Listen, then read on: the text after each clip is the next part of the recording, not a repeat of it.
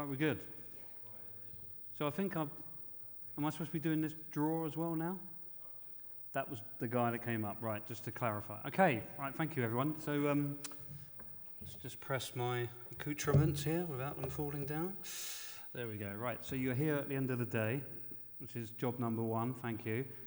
That either is because you wanted to listen to me, or you want this stuff, or you're the vendor giving that stuff away. No judgment from my part, but you're here for the next 40 minutes. So I'll try and make it nice and easy, sort of, maybe.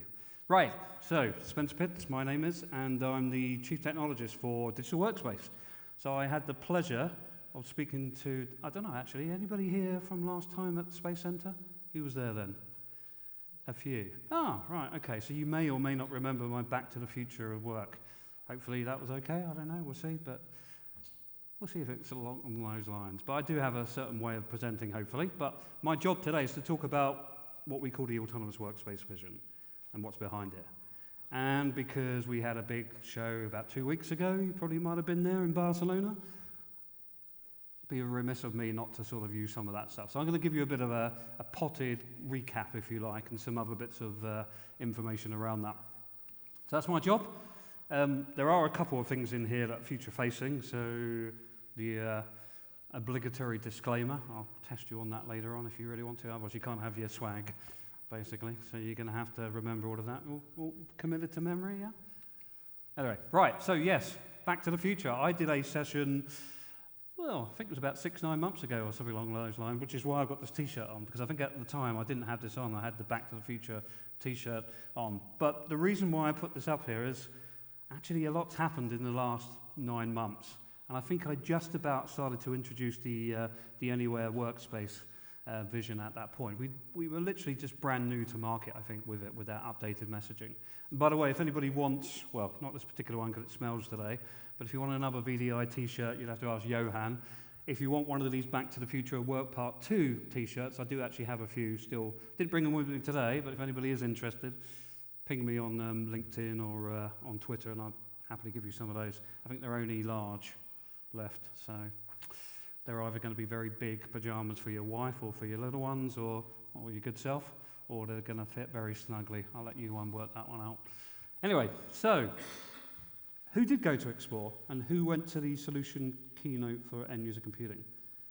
And again, no judgment if you didn't. I'm hoping some of the end-user computing guys that work in VMware did.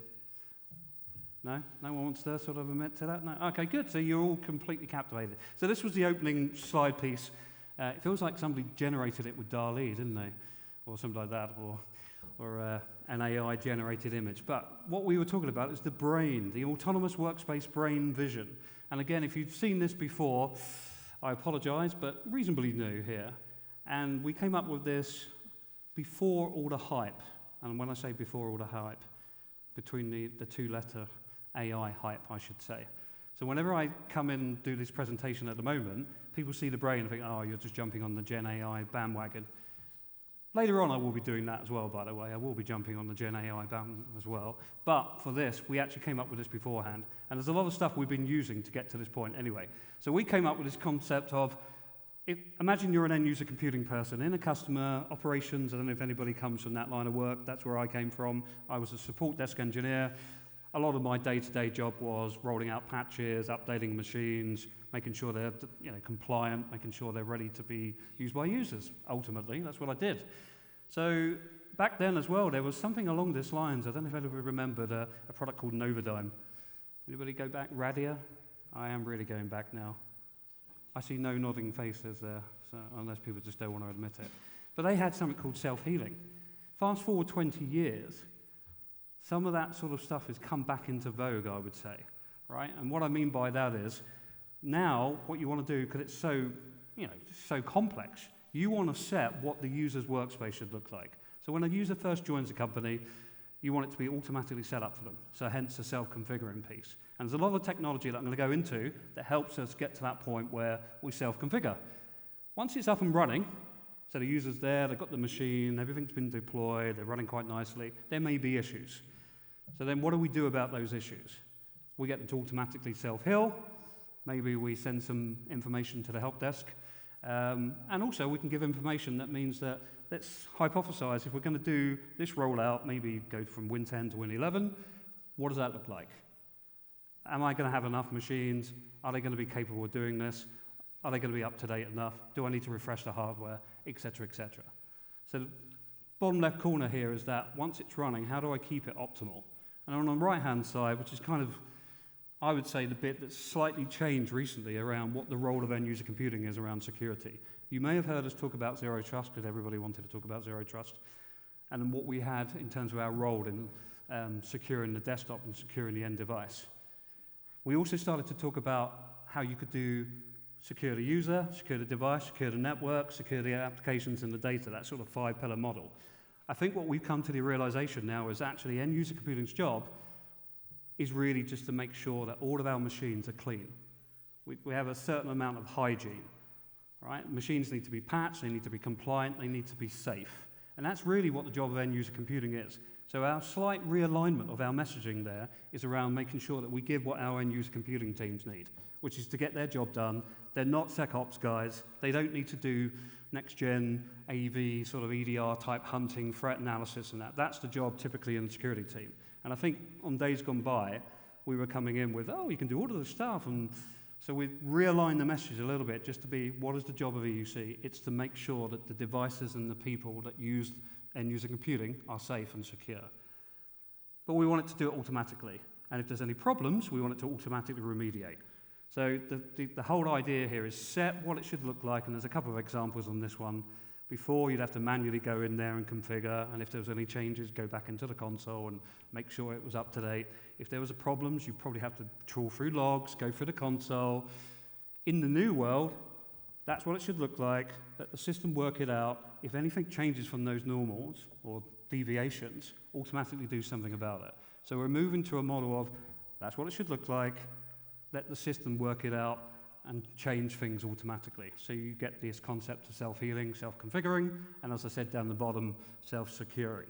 So we lock down the machine, we set what it should look like, we set what the baseline should be, we set what the patch level should be, what the config should look like, and depending on how people are logging in, what that threat looks like, we automatically do something about it. So it could be that somebody's not patched, they go to log on, we can stop that, it feels risky, let's stop the user log on, maybe give them an alternative way to log on instead. So we're moving more to this, you set what it looks like and the system works it out. So that's really at the heart of the Autonomous Workspace Vision. Are we there yet? I wouldn't say we are. We're moving towards it, and everything you'll see in the next sort of 6, 7, 8, 9 slides is what we're doing to get to that vision, right? I'd say we're quite far along the road, but lots of work to be done as well. So, we have to have an architecture slide up there. We have done one slight change. If you saw this presentation probably about 9 months ago, 8 months ago, you would have seen 2 boxes in the middle. If I'm really clever, I'm like, yeah, there we go. I'm not sure I'm really clever, but if I do this, that would have been 2 boxes. We would have security and our endpoint management, UEM, separated. We've combined those, as I was saying. So we think that security goes hand in hand with managing the device now, right? The job of the team is to manage devices and make sure they're secure. So we've changed subtly that messaging. And a lot of what you're going to see in a second is all the developments around that. Clearly, we're a VDI company as well. We've been for a long time. I'm going to talk about some of the innovations there. And then DEX. DEX has always been the big one that everyone is talking about, digital employee experience. That's kind of what the market's been talking about now for a good, I would say, 18 months, ever since the pandemic in one sense, that people have been talking about this. What you will find from us, though, is this green bit. This is where a lot of the innovation's been going. Some people have said, I feel like you haven't really innovated in certain products in certain areas for a bit. And they're probably right to a degree. I'd say in the last year and a half, a lot of our work's been going on modernizing this green layer. So what we've done at the back end is we've pretty much re-architected the whole of Workspace ONE UEM to be a cloud native. We've broken it down into discrete services. So there's been a lot of re-architecting going on there. So as a result, some of the feature, I would call it velocity. I hate that phrase, but we'll call it that. That's got slowed down as a result. We're just coming off the end of this modernization kind of project now. So you should see a lot more innovations really quickly, sort of months rather than sort of half yearly. So what's powering most of this sort of anywhere workspace vision is this green area. Intelligence, automation, kind of understanding what's going on, analytics, and doing things about it. that's what's really powering what we're doing here. So the platform services bit is really important. The other key thing I would say here as well is you don't have to have, let's say that for some reason you chose another vendor to deliver your devices, manage them. It doesn't mean you still can't use things like DEX. So we try to make it a little bit more, okay, you don't have to consume the whole thing. You could use it with another solution. I think you know what I mean, if you know what I mean in that area, because there are others out there, and we come up against them quite a bit. So we made it a bit more granular. It doesn't have to be an all or nothing, which I think is quite important. And ultimately, we're driving towards this better employee experience, better security in terms of a hygiene piece, and then how we do IT operations, modernization. Right, so that's some of the rhetoric. So what did we announce then? So this is a quick snapshot from I was about to say VMworld. I keep saying that. I can't get it out of my brain. VMworld. At some point it will be called whatever it will be called next year. But I will get to explore. But yeah, a couple of things that's happened here. So dropship, anybody know what dropship provisioning is? If you're not really au fait with that, then really what it means is we could get machines delivered directly from, say, Dell, and then when you open the lid, they would start to configure over the box. You could have it pre-done directly from the manufacturer, and you could tell it, in this case Dell, what that configuration should look like. And then you could configure it, and when it got delivered from the factory, it would be pre-provisioned. You can take some of that technology now and you can do it yourself. So it means that you, as the vendor or the customer or the partner, can actually do that similar service. So you could be like in the middle of that. You can configure what it should look like for the end user. You create all the automatic configuration. When the user then opens the box, it automatically does it. And we continue that for Linux as well. Macs have had a lot of loving recently as well. So there's been a lot of work going on to get Mac management back up to what I would say parallel with Windows. So we probably didn't do so much stuff with that recently, but there's a lot of focus on it now. We see Macs really exploding in the enterprise. So one of the main things we've done is baseline. So I don't know if anybody saw some of the Rent-A-Kill guys today were talking about this. But we've had baselines in Windows for a while. The idea there is you could suck in third-party CVE baselines, Windows baselines, and you could say, that's what my Windows machine should look like. All of the lockdowns, all the configuration policies, firewall rules, agents that should be installed, configuration policies, and it would automatically do it. So we added the same thing for Mac as well. Freestyle is our sort of automation engine, and we've added support there for how you do provisioning of machines. Big one that I'm going to talk about in a second is Intel vPro. Mac updates is around patching and improved Windows updates. So if you've been using Workspace ONE UEM, we've done a massive overhaul on that as well. That came out probably about 3 months ago. And then this one here is probably the big one in the market that everybody's asking for, declarative management. Anybody heard of declarative management before? No one. Okay, everyone's heard of MDM, right? Okay, so declarative management is the next level of MDM. So MDM, just real quick, you've got a machine, it keeps going up to the server to go, do I have any updates? Am I good? Am I compliant? Send me some payloads. In declarative mode, it doesn't need to do that all the time. It's not a constant sort of push and pull. It can sit there in a pull mode. And what it really means is the machine can sort of operate in an independent way without necessarily having to go up to the machine or up to the server to get its updates. So we think of phones being updated over the air all the time, but there are some requirements for machines that can go offline every now and again that don't see the internet or don't see the server. Declarative management sort of addresses some of that, but it's another way of saying that, again, is the desired state. I want my phone with these settings, and it will keep that up to date, and only if things change, it will go off and get the changes. So it's a different way of doing updates on that, which is quite a big thing in the industry, and that will be coming very soon. I think it's almost open for beta, so if anybody or customers want to go and have a look at that, you can go and apply for the private beta. What else we've got there? The Entra ID is a big thing for VDI and for, especially with AVD, so we've introduced that if anybody is using Horizon with AVD. This is the big one, though, that I think. So, anybody heard of Intel vPro on machines? Anybody do what most of our customers do, which is as soon as they get them on, they turn them off, i.e. the vPro management capabilities. So when you buy a PC, you can do a lot of things to the below the operating system. You can configure the BIOS, you can change firmware settings, you can do TPM chip settings, those kind of things. All sort of stuff in the BIOS. Most people just turn it off. Why? Well, because traditionally Intel would make you install this stuff called EMA architecture. It's like a load of sort of servers that have to sit all around your organization. Really hard to configure. We now just enable it inside Workspace ONE UEM. So all you have to do is register the device, an Intel vPro device. As soon as it's registered, then we can start doing things like remote control, so like ILO DRAC card, those that remember those, and you can start doing some bare metal type sort of remote assistance. The key thing though, and this is why we've really done it, is they actually have a lot of information around sort of threat intelligence. So we can actually take up a lot of the below the operating system, because the chip understands it, it can sort of think about sort of threats and vulnerabilities at driver base maybe, or chip level stuff. And there's a big Intel data lake that has a lot of this information that we can tap into.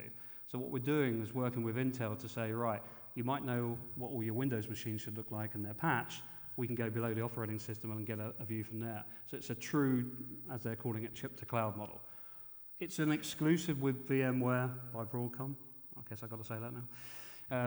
Exclusive with Intel and VMware, right? Nobody else does this at the moment. So we think it's a big differentiator for us. It sounds the way I'm probably saying that, what does that really mean? But I think if you're anybody who's doing sort of Windows management and they struggle to do this stuff, most people don't update the BIOS. If they do, it's manually, or they worry when they do it. And it can be quite troublesome. This really alleviates it. If you think about people with distributed machines, signage, you think about things like PCs in remote retail offices where you have to send people over to them. Now with this capability, you can update these remotely without sending people. You can do remote troubleshooting and that. So I think this is quite a big thing. Being that it is that I come from a Windows desktop management background, you wouldn't guess that, would you? Right, what else? This one's quite interesting as well, I think. So we're now saying, right, as my job as EUC, as I said, I need to make sure my machines are patched and that. Well, just give me some really simple reporting. So inside our intelligence, which is our main reporting engine, we can now do a real quick, easy, across all your device estate, which ones are patched, which ones are vulnerable, and you can sort of narrow down into it. And I think we've got a video here. Might be able to forward it a little bit here. It's only 50 seconds actually, but it just gives you a good idea of how people can now go in there, look across every single device. So whether it's Mac, I mean, traditionally we have a lot of people that can understand across different, one or two operating systems, but this can be across your entire estate. And you can go in there and see which ones are, vulnerable to certain known vulnerabilities. But the idea here is to get better reporting. This, you would think, would be quite easy. A lot of people go out there and buy a separate tool. Our job here is just literally, most EUC people say, we have to tell our security guys which machines are patched and which ones are good. That's really what our job is. So the idea here is to get that real simple reporting on that. So that's coming very, very soon. I think, again, that's in a few months' time. It'll be open for beta, but I think that's going to have a big sort of impact, because this is probably one of the single biggest things that people in end-user computing get told that they have to deal with, and they can't. So that was quite interesting, I think. VDI-wise, so what did we announce at VDI? So we have had this vision for a while now, just like we did with most of VMware, of a hybrid type scenario. So it doesn't matter whether you're running your desktops on-prem, in a public cloud, or maybe in this case, VMware Cloud Partner. But the idea was you could put your desktops anywhere. So throughout the last 2-3 years, we've been building a solution, our Horizon Cloud solution.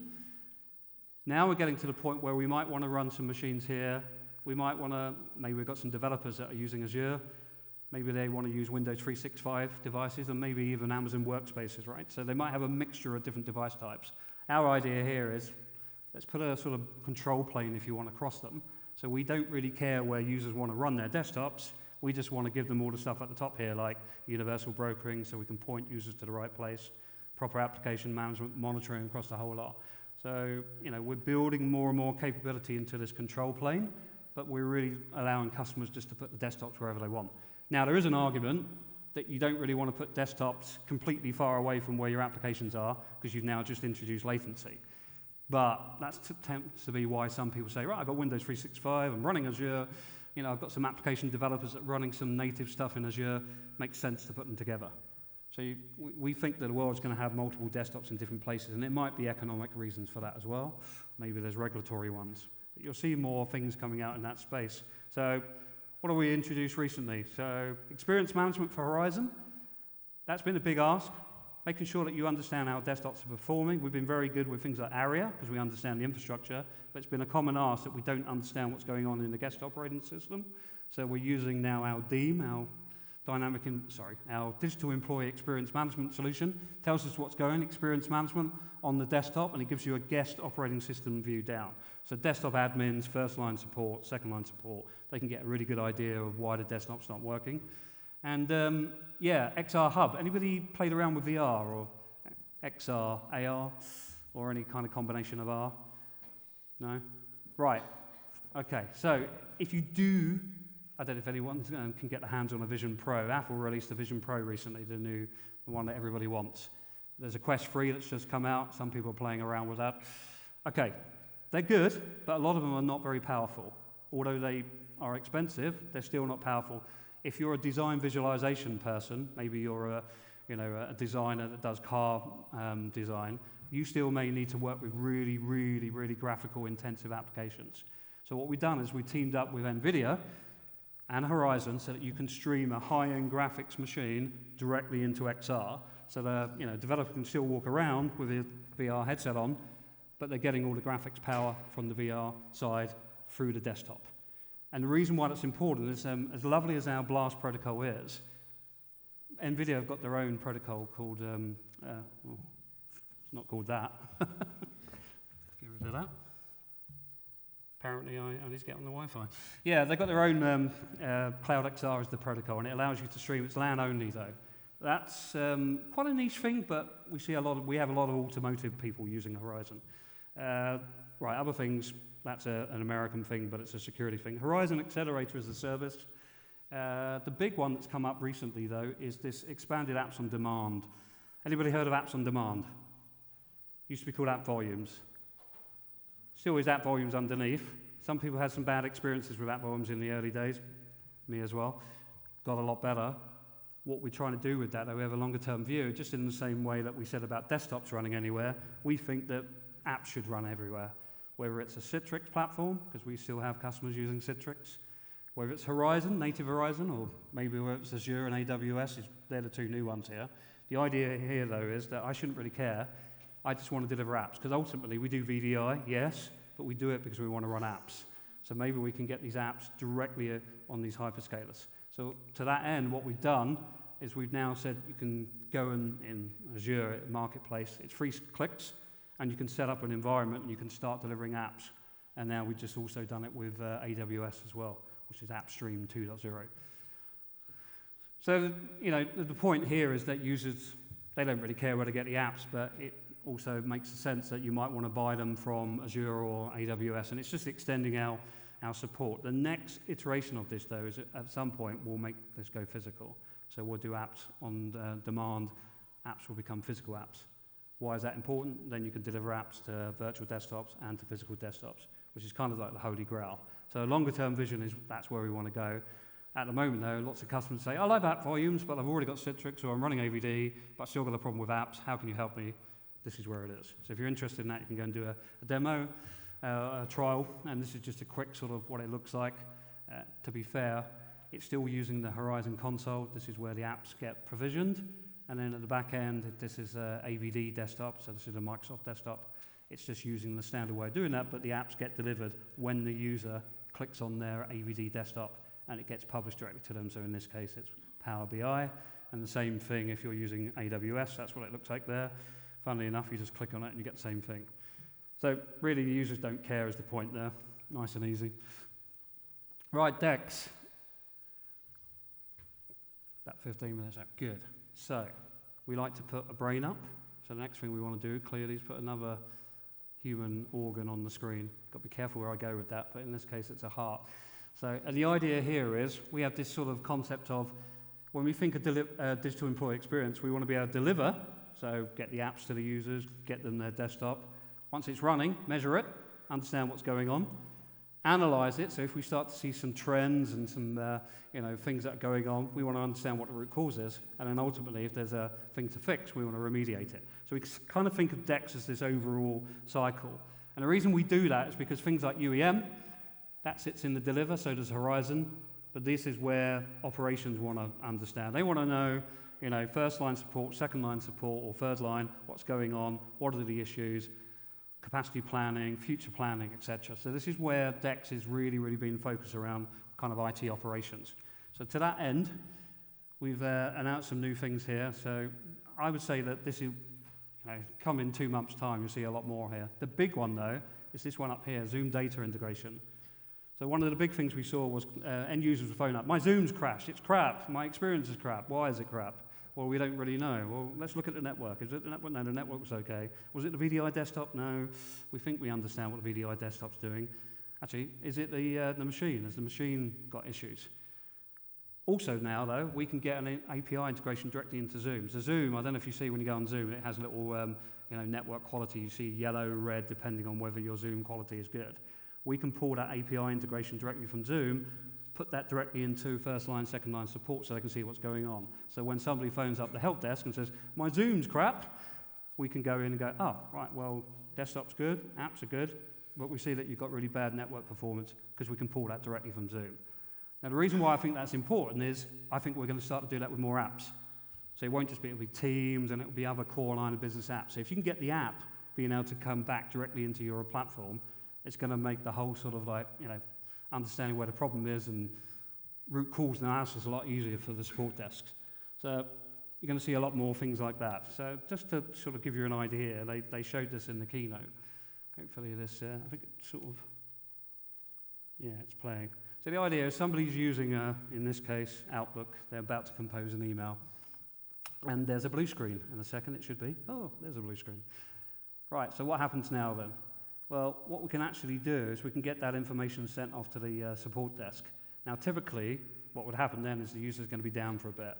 But because some of the automation we can build in and some of the things we can do with decks, we could send a message to the user to say, go on your iPad, launch a desktop while you're waiting for your machine to be fixed. Use Horizon, and then at the back end here, we can then send a message to the admin saying, we noticed that there was a load of Windows OS crashes, BSODs. What do you want to do about that? Click on here, and it will take them directly into the insights. So when they click on this report, then it will tell them what's going on as part of that, right? So in a second, that will go through, and then they can get a root cause analysis, dive in, why did it blue screen?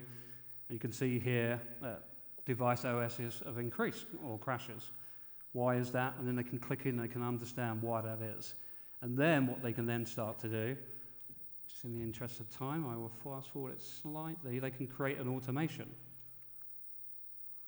So every time they see what that root cause is, create a direct, and you can correlate it here, so it might have been we just updated a driver. So do we need to roll back the driver? Could be something you do. But anyway, once you worked out what the root cause is, create the workflow, update that, and then send it to everybody. In this case, send a notification as well to the end user. We think we know what the issue is. Here's what it is. We're going to fix that. And then you can go in there and you'll see in a minute there's a canvas that you can actually create that. And you can put a little sort of survey for the end user as well and close the incident. So you can think now, when I was saying about the Autonomous Workspace, hopefully you start to get an idea of where we're going with this is get it up and running, make sure it's working. If you see problems, create workflows and let the system automatically work it out, apart from coming up with Wi-Fi halfway through. Should just turn off Wi-Fi really, shouldn't I? So that's pretty impressive, I think, and I know that Rent-A-Kill and some of the guys that we heard from today are starting to use some of this functionality and really find it useful. So, really quickly, platform. Workspace ONE Marketplace. So anybody that's used UEM and Horizon, if you go on the web, Horizon's really good. It's got a good community, mainly because of people like you guys in the user group. But if you look at the UEM side, maybe not so much. So what we wanted to do is try and make, and I think this is important as well, the ability for people to upload stuff, community. So they can upload scripts, they can upload sensors, fixes. So we're going to try and make it a lot easier for people to go into the marketplace or into the cloud portal so they can start to do contributions. So I think that, when we get that, will be really useful, especially for things like dashboards and workflows. The idea there is that they can go in, take out a lot of the upfront work you need to get things working with. And then also then we're going to give you a load of pre-done sensors and scripts you can just download. Because one of the big things we had was everyone loves intelligence, but they don't know where to start with it. It's kind of wood for the trees. So we're trying to make it a lot easier. And then you kind of saw a freestyle orchestrator just a moment ago and somebody using it. But this is going to become our default orchestration platform across all end-user computing. So we showed it for things like pushing out patches. you'll be able to use this across everything in that entire stack. That's the long-term view. It says single-use UI freestyle orchestrator. We're looking in the next kind of like half a year for that, but expect to see that becoming the default way of doing all automation and intelligence across the entire platform. Right, Gen AI, because I said that we were going to do Gen AI. We can't escape Gen AI at some point. So one of the things when it came out, everyone said, okay, what are you going to do? Right, so a lot of people got together, and one of the first things we said, we don't want to do anything with Gen AI unless it's aligned to our vision. So it does align to our Autonomous Workspace Vision, because actually it helps us get there quicker. Bearing in mind that came out before all the hype of AI. Is it relevant? Relevant to our customers? Do they want us to do this? We're not just going to put something in the product because it sounds cool and we want to stand up places like this and talk about it, right? We only want to do it if it makes sense. And we want to do it in a way that's responsible, i.e. it's not going to have, a massive effect that's really bad. Then we also said, who are we going to do it for? So the first place we're going to do it for is admins. We think there's a lot of use cases here where you can help the admin that's running all that stuff I showed you make their life easier. We will make it for end users, but that's probably further down the track, and we definitely want to do it for the help desk. We think there's a lot of use cases where we can make first line and second line support's life a lot easier if they can just go in and ask Gen AI to go and find out what the problem is and potentially what the fix is. And hopefully everybody's seen this, but this in the loop, on the loop, out the loop, has everybody sort of heard of that? And the idea there is that if you're working with it, so in this case the admin says, and you're going to see a video on this, I want something to happen, but I'm going to work with AI to create it. But it doesn't go off and do it by itself. It only does it with the user or with the admin person, and then the admin person chooses whether to run it or not. On the loop is the system works it out, but the admin says yes or no and can pull the brake. Right? So they always got total control. Out of the loop is the system just does it. There's no human interaction at all. So clearly, depending on the risk level, you either want it to be, I need to make sure that it's right. Do I trust it? I'm going to have a quick look and see, yeah, it makes sense, yeah, execute. Out the loop is, it's so low level, I don't really care. Generate me a report every week, or go and run this particular update. I don't care, because that's not going to have a massive outcome, but it's going to make my life better as an admin, but it's not going to kill the entire network. So it's those kind of things that we're thinking about. And to that end, the first one that we announced, get rid of the Wi-Fi. Loving this Wi-Fi pop-up. We announced this one, which is create a sensor. So inside UEM, this is the console. You can go in there, and you can do this today anyway, and a lot of people do. You can say, right, I want to create, well, sensors, by the way, are like scripts. So you can go in, you can say, go and execute this PowerShell and Windows. The idea here is we're going to embed AI, so just like with ChatGPT that you got on your app or on the web, ask it, go off there and create me this sensor. It will go off. What we've done at the back end is we've linked it to all our knowledge base articles and all of our back end repositories, so it knows what those are, up to date, and it will then generate that. And then automatically then the user can say, well, the admin in this case, yes, that looks good, cool, go and do it. So that's the idea, is to just make it a lot easier for people running the system to do all this stuff. I mean, that's reasonably simple, but you could argue that you need to be quite in-depth to be able to just go and do that, whereas you could, as you saw, create that in a couple of seconds. But it still needs somebody to understand it so that they can say yes or no to go and execute. But you're going to see lots more things like that coming into the product. So that got me thinking, just with 6 minutes to go, what about some AI? Because I don't think we've got a name for it yet. Like somebody said it's a Gen AI inside or sensor creation. So I'm happy for some feedback here. So I come up with a couple of names. I thought, well, it's going to be something like a sidekick. It's got to be Goose, isn't it? Yeah, that's going to, for anybody that knows the original Top Gun. The only problem with Goose, though, is GOOSE doesn't stand for anything. So then I thought Spock, which stands for in my Specialist Program Operations and Coding Knowledge. What do you think? I really had to work hard to get that one to work, by the way. Sorry? And then, but my favourite, and I settled on, was Riker, which stands for Responsive, Intelligent, Knowledgeable EUC Representative. If you find one of those, let me know. And powered by Workspace number 1. Nobody get that one? Okay, sorry, yeah. And then when I said that to somebody in the business unit, they said, make it so. Yeah, so that was what I thought, and I'll leave you with one last joke, which is what you called a automated doctor powered by AI that won't shut up. A chatty GP. No? There you go. Right, anyway, thank you, everyone.